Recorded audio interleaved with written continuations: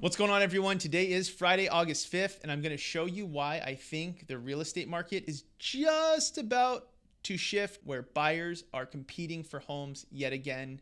Let's jump into it. All right, if this is the first video you're seeing from me, I'm Sean Herrera. I'm a mortgage advisor in the United States, been doing it for 20 years, and I am a data-driven junkie. Everything I show my clients is all completely based on data and analysis, zero emotion. Right now, emotion is controlling a lot of people's decisions. We think that the market we're in today is very different than it was in the past. Well, it may be different than 2020 and 2021, but the entire world was different in those years. If we look back to just the fourth quarter of 2018, the market was exactly the same as what you're seeing today. And I'm not going to go into and dive into the details, but you can Google Freddie Mac mortgage rates, and it'll give you a chart going back to 1970 that shows you where rates were. Look at November, December of 2018 and look at November, December of 2016. Rates were in the same place. Okay, so that's recent history. When rates went up to this level, buyers got nervous. Sellers said, oh my gosh, I better sell before they all go away. They listed too high. We had price reductions. They came down, so prices came down. And then buyers came back to the market as soon as we got a little bit of an improvement in interest rates. Well, this one's a little bit different. So it wasn't the interest rates that had people stop buying homes because rates went up in February, March, April, and May, but people were still buying. What I think it was more the stock market. When the stock market goes down 20-25%, that means I have 20 to 25% less of my down payment. It means I have 20 to 25% less money to fix up the kitchen or do the addition or make the changes to the house that I wanted to. And in many cases, it means I don't qualify for the mortgage I wanted anymore.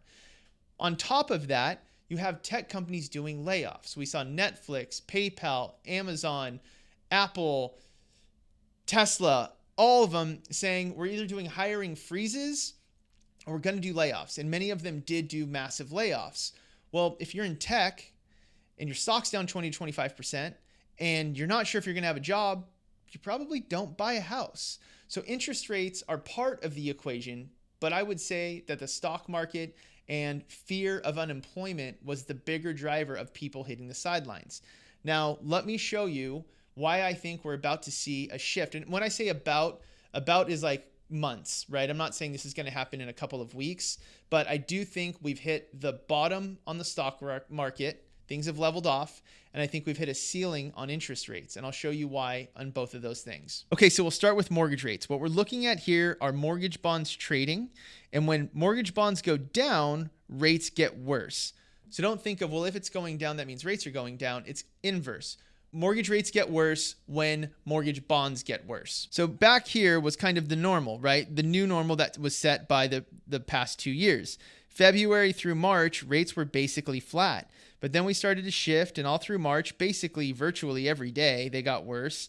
And then in April, we hit like kind of the lowest point towards the end of April. But then look what happened. We started bouncing in this range.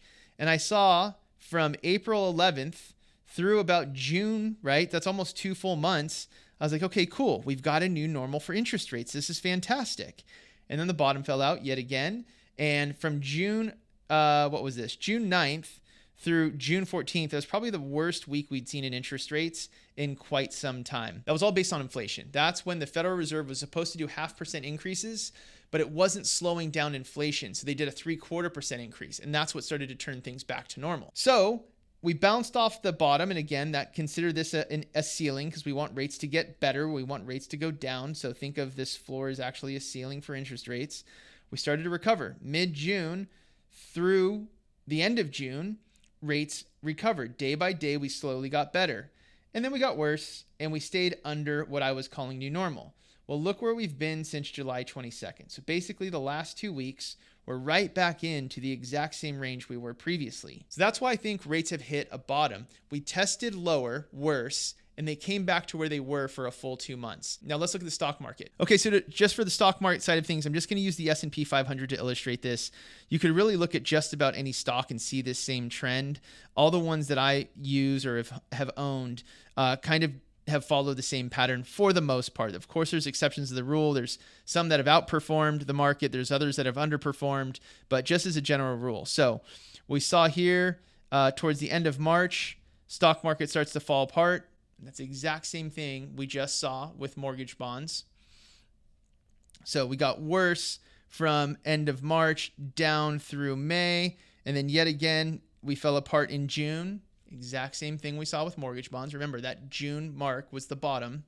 And then look what's happened since then. We've started to climb back out. Like, yes, there's bad days and good days, but for the most part, we are back up out of the hole that we dug into. So mortgage bonds have hit a ceiling. Stock market has hit a floor. But what about the foreclosures? A report just came out saying foreclosures are up 150% from 2021. Well, let's look at that data too. Here's a chart going back to 2008 showing the January to June foreclosures from Adam. And again, this is just data. So in 2021, we had 65,000 foreclosures filed between January and June. Well, year to date, or I'd say through June, I should say, we have 164,000 filed. That's 100,000 more, Sean. That means everything's falling apart, right? No. Look at the other years. 2019, we had almost 300,000. 2018, we had 362,000. Really, since 2008, nightmare, we've actually seen foreclosures dip dramatically. And now we have a little bit of an increase. We're not even close to where we were pre-pandemic. So the average home in America has 42% equity right now. They're not close to foreclosing. If you run into a bad situation, you have 42% equity. If you have 20% equity, you just sell the house. You're not upside down. You do not foreclose. You just sell the house as a normal sale. And having foreclosures go up 150% over last year doesn't even get us close to 2019. So really from the data, I can't find a reason there would be a real estate crash. Our foreclosures are in a better situation than they were pre-pandemic, still at the low of lows, below 2019. People have more equity than they've ever had. The loans that have been utilized from basically 2010 to now are all very good mortgages. They are not adding debt monthly. That's what happened in 2008. Very few people are getting 100% financing. The rules are in place for a reason. So you have better mortgages creating more security, less foreclosures. People have more equity. People are sitting on the lowest interest rates they've ever had, which is another point. If you're sitting at 2.5% on your current home, is that going to deter you from wanting to sell it when interest rates are at 5%? Do I really want to sell this house that I have 2.5% to double my cost of money? A lot of people are thinking that, and that's why they're not selling. So you have limited inventory even still. So based on everything we've looked at, what's going on with mortgage bonds, what's going on with the stock market, what's going on with foreclosures, the amount of equity people have, and the interest rates people are sitting on in their homes, the supply and demand issue continues. And I think as soon as we see a little bit more confidence come back to the market, okay, cool, I don't have to worry about losing my job. Okay, wow, my stocks are coming back. Hey, interest rates have mellowed out. You're going to see all the buyers come back to the market. So if you're thinking of buying right now, even though everyone says not to, I think right now is absolutely a great time to buy. You're going to get a discount on the house. You can negotiate the terms with the seller. And then when rates go down, not if, when rates go down, you simply refinance while everyone else is fighting over the home that you already have. And as they fight over it, they're driving the value of your property up, creating more wealth for you and your family. Those are my thoughts. I'm putting it out there. Comment below whether you think I'm right or wrong. If you think I'm an idiot, I would love to chat about it. Thank you guys so much. I'll talk to you soon. Cheers.